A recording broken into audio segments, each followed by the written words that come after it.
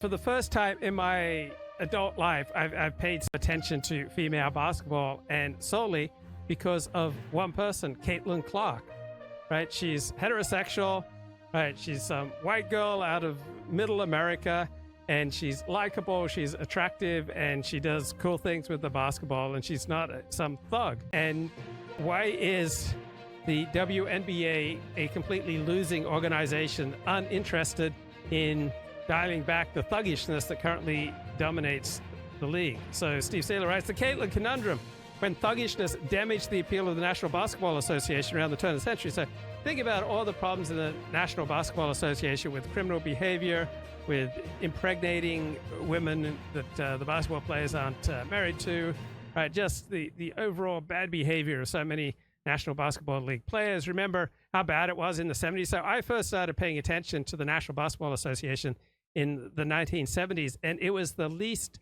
appealing, and it had the least hold of the American public of the three major sports. All right, you'd even have NBA Finals games that would not even be televised live because the league was dominated by thugs who did a lot of drugs and behaved like thugs, and America was not into that.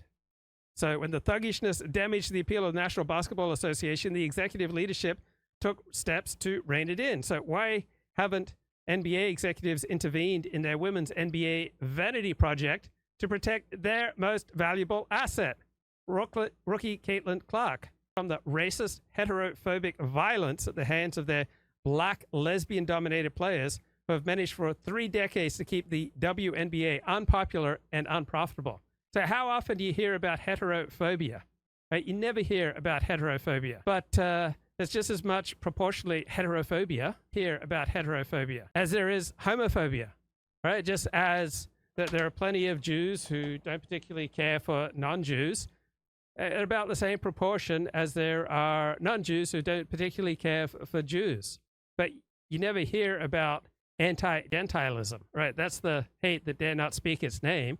And you never hear about heterophobia, but it's present, right? If you got a strong homosexual identity, you're highly likely to have some fear and some negative feelings about heterosexuality and heterosexuals. Just like if you have a strong heterosexual identity, it may absolutely turn your stomach to see in a movie or a TV show, like suddenly 2 guys start kissing and embracing. I mean, for me, it just turns my stomach. I have just a visceral repulsion, not because I think the people engaged in this behavior are bad people. It's just distasteful for me because I have a heterosexual orientation and I've only ever had heterosexual sex. And the idea of sex between men is completely repulsive. That's just a function of my heterosexual identity. So too, I would not be surprised if for many homosexuals, the idea of heterosexual activity is repulsive, right? The stronger your in-group identity, the more likely you are to have negative feelings about out-groups.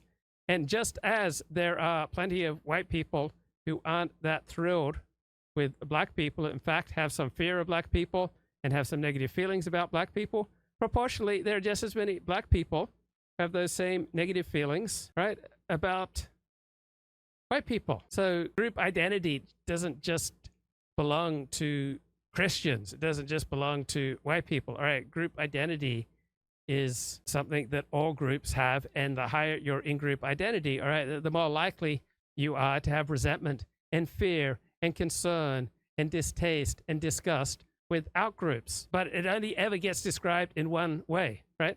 How often have you heard about rookie Caitlin Clarke, right, suffering from racist, heterophobic violence at the hands of black, lesbian-dominated players, right? We're supposed to think that that sexual phobia only runs in one direction. It's just something that uniquely heterosexual people have, and the good people of the homosexual community just never experience this. But it's nonsense. All right. The executives of the WNBA and the NBA have considerable power to change their rules and how the referees interpret them to improve their product.